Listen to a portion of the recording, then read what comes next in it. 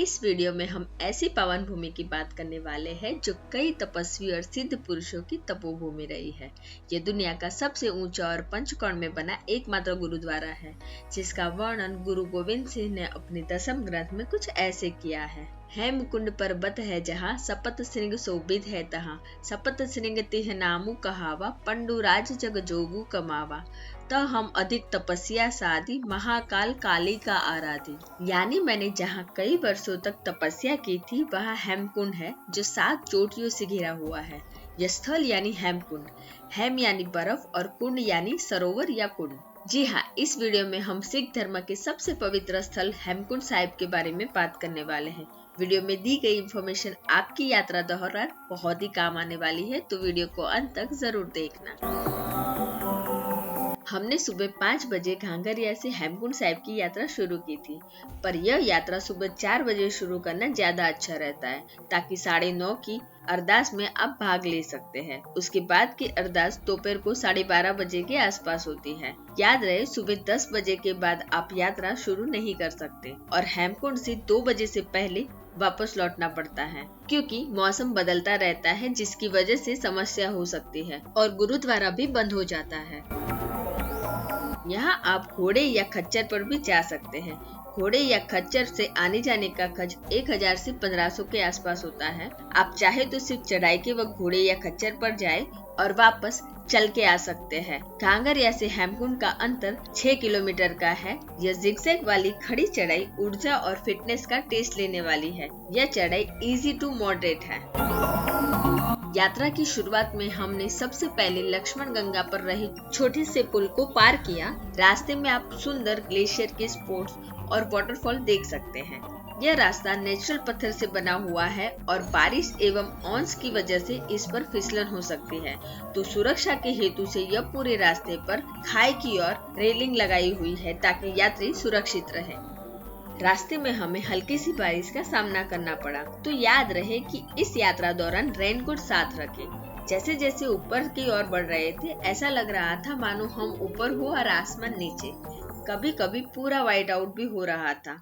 चारों ओर रहे ऊंचे हरे पहाड़, छोटे छोटे झरने, वाटरफॉल, ग्लेशियर के स्पोर्ट और पंछियों की आवाज इस ट्रैक की थकावट को महसूस नहीं होने देगी।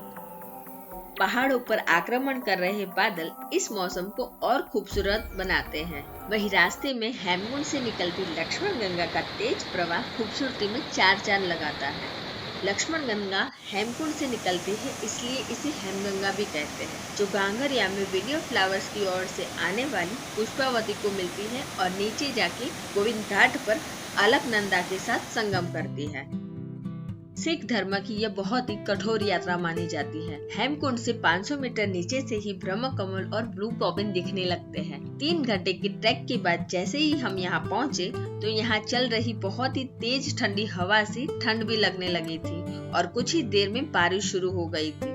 तभी इतनी ऊंचाई पर लगे लंगर अमृत समान प्रतीत हुआ, जहाँ गर्मा गर्म सात्विक खिचड़ी और चाय दी जाती है, जो हाई एल्टीट्यूड में शरीर को ऊर्जा और गर्माहट देती है।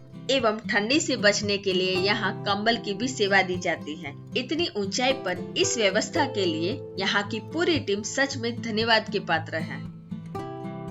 यह गुरुद्वारा 15,200 फीट पर है। यह दुनिया का सबसे ऊंचाई पर स्थित गुरुद्वारा है। बर्फबारी से बचने के हेतु यह पंचकोण में बनाया गया है और ऐसी बनावट वाला यह दुनिया का एकमात्र गुरुद्वारा भी है। 6 महीने यह गुरुद्वारा बर्फ से ढका हुआ रहता है और इस दौरान यह बंद रहता है। हेमकुंड की यात्रा आप 1 जून से 10 अक्टूबर के दौरान कर सकते हैं, पर यह तारीख मौसम के हिसाब से आगे पीछे होती है, तो इसके लिए आप हेमकुंड साहिब का फेसबुक पेज फॉलो कर सकते हैं।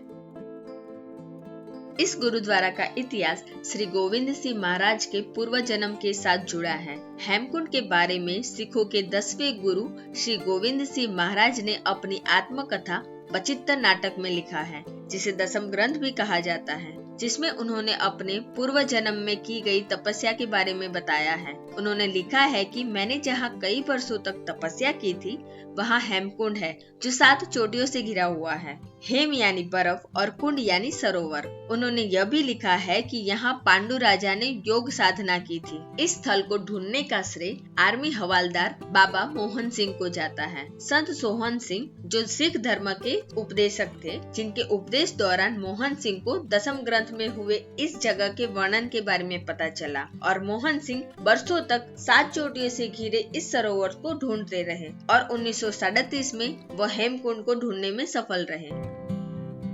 शुरुआत में इस जगह पर एक छोटी सी झोपड़ी बना के श्री गुरु ग्रंथ साहिब का स्थापन किया गया था। बाद में 1960 में यहाँ 10 वर्ग फुट का रूम बनाकर इसे गुरुद्वारा साहिब का स्वरूप दिया गया। इस क्षेत्र में हेमकुंड को ढूंढने की यात्रा दौरान बाबा मोहन सिंह रात्रि में घांगरिया में स्थित एक महाकाय वृक्ष के नीचे आराम करते थे। आज वह जगह गोविंद धाम या घांगरिया के गुरुद्वारा के नाम से प्रसिद्ध है और वह पेड़ आज भी है, जहाँ यात्रियों के लिए स्टे और भोजन की व्यवस्था की जाती है। गुरुद्वारा के पिछले हिस्से में आप 7 चोटियों से घिरे पवित्र हेमकुंड के दर्शन कर सकते हैं। ग्लेशियर के पानी से बना हुआ यह कुंड 400 गज लंबा और 200 गज चौड़ा है एवं आगे जाके यह गहरा भी है, तो तैरने की गलती मत करना। आप चाहे तो आस्था की डुबकी लगा सकते हैं। पुरुष खुले में यहाँ डुबकियाँ लगाते हैं और महिलाओं के लिए अलग व्यवस्था की गई है। वही बगल में स्थित है लक्ष्मण मंदिर, जिसे लोकपाल मंदिर भी कहा जाता है। पहले इस स्थल को लोकपाल क्षेत्र के नाम से जाना जाता था। लोकपाल यानी विश्व का रक्षक। माना जाता है कि यहाँ लक्ष्मण जी के पद चिन्ह है। कुछ लोगों का कहना है कि यह शेषनाग के अवतार लक्ष्मण जी की प्रिय जगह है। रावण के साथ युद्ध के बाद लक्ष्मण अपने घाव भरने हेतु यहाँ तपस्या करने आए थे। यहाँ हमें हिमालय के सबसे सुंदर और फूलों का राजा माने जाते ब्रह्म कमल के दर्शन हुए। ब्रह्म कमल का अर्थ है ब्रह्मा जी का कमल। माना जाता है कि यह वही कमल है जिस पर ब्रह्मा जी विराजमान है। यह अल्पाइन फ्लावर सामान्य तौर पर 3700 से 4600 मीटर की ऊंचाई पर होते हैं। ब्रह्म कमल उत्तराखंड का स्टेट फ्लावर है, जो भारत के अलावा नेपाल, पाकिस्तान और दक्षिण चीन में पाया जाता है। ब्रह्म कमल और विलियो फ्लावर्स में होते अन्य फूलों के बारे में बहुत ही जल्द एक अलग वीडियो पोस्ट करूंगी और हेमकुंड कैसे पहुंच सकते हैं और कहां रह सकते हैं जैसी सारी बातें मैंने विलियो फ्लावर्स के वीडियो में बताई है, तो आप चाहे तो वो देख सकते हैं। फिलहाल हम अपना यह सफर बद्रीनाथ और उस गांव के साथ आगे बढ़ाएंगे जहां से पांडव स्वर्ग गए थे। तो नेक्स्ट वीडियो देखना मत भूलिएगा। तब तक के लिए गुड बाय।